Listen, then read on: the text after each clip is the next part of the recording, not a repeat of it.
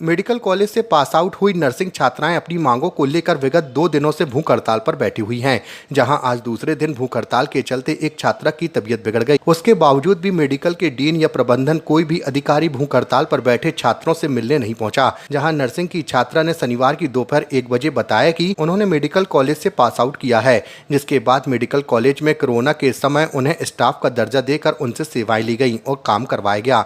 इस दौरान कई छात्राएं कोरोना पॉजिटिव भी हुई। वहीं मेडिकल प्रबंधन ने उन्हें नियुक्ति देने का आश्वासन दिया था, लेकिन 2 वर्ष बीत जाने के बावजूद भी उन्हें नियुक्तियां नहीं दी गईं। वहीं भूख हड़ताल पर बैठने के बावजूद ना तो डीन और ना ही प्रबंधन के अधिकारी उनके पास पहुंचे हैं। वहीं मेडिकल प्रबंधन ने छात्राओं को परेशान करने के लिए वॉशरूम में भी ताले लगवा दिए। नर्सिंग छात्राओं का कहना है कि हड़ताल के दौरान अगर किसी भी छात्र छात्राओं की तबीयत बिगड़ती है या कोई अप्रिय घटना होती है तो उसकी जवाबदारी डीन की होगी।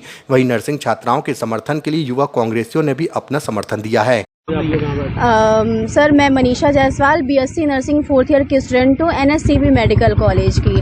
हम भूख हड़ताल पे कल से बैठे हुए हैं। हमें 24 घंटे से भी ज़्यादा का समय हो गया है, पर अभी तक डीन या किसी भी अन्य प्रबंधक द्वारा कोई भी आश्वासन हमें ना तो दिया जा रहा है और ना ही उन्होंने हमारी मांगों को लेकर हमारे सामने कोई भी बात कही है।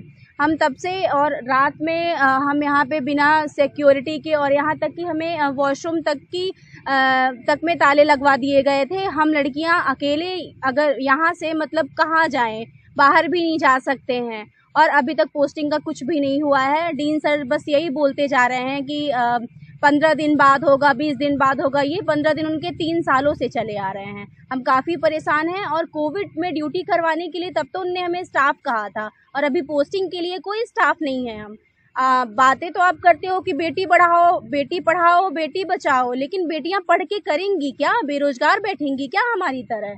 इसलिए जब तक वो हमें कोई भी आश्वासन नहीं देते तब तक हम भूख हड़ताल पे बैठे हैं।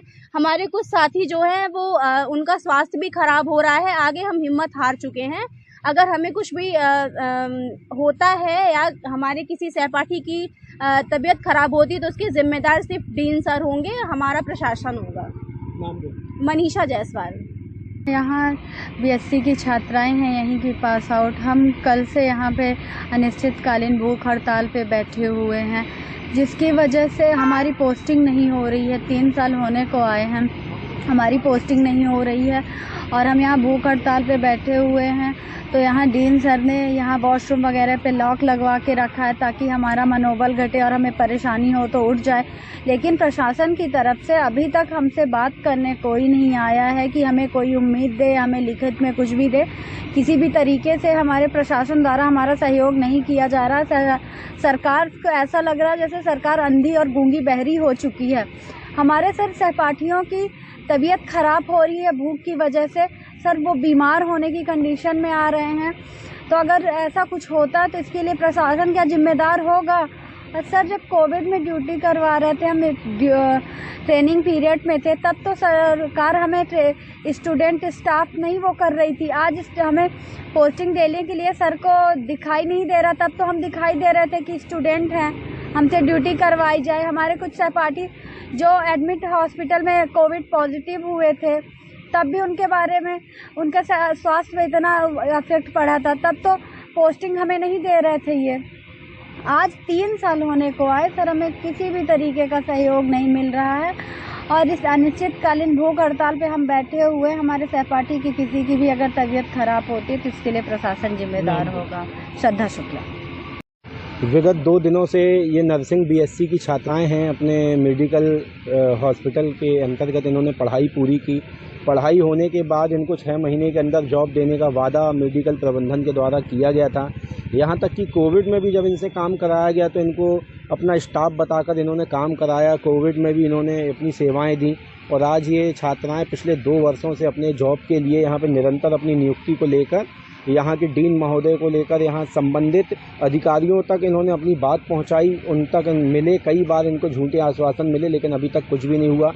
नतीजा कि ये अब सब भूख हड़ताल पर बैठी हुई और आज इनका ये 24 घंटे से ज़्यादा का समय हो चुका, आज दूसरा दिन है और लगातार इन बच्चियों का कहना है कि इनका स्वास्थ्य अब खराब हो रहा है, जो देखने में भी ऐसा प्रतीत हो रहा है।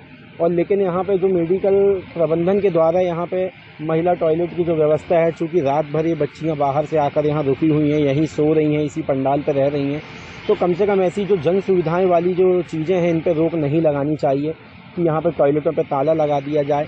और इनकी सुरक्षा को लेकर भी कुछ भी नहीं है, आखिर हैं तो ये मेडिकल कॉलेज की ही बच्चियां हैं। आज नहीं कल इनकी जो मांगें हैं वो पूरी तो होंगी, लेकिन अभी प्रशासन को इनके ख्याल भी रखना चाहिए और जल्द इनको कैसे नियुक्तियां मिलें इस विषय पे उचित कदम उठाने चाहिए, ऐसी हमारी मांग है।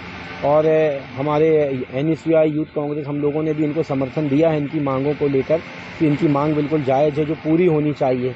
अगर इनकी मांग जल्द पूरी नहीं होती है तो कांग्रेस पार्टी भी सड़कों पर उतर के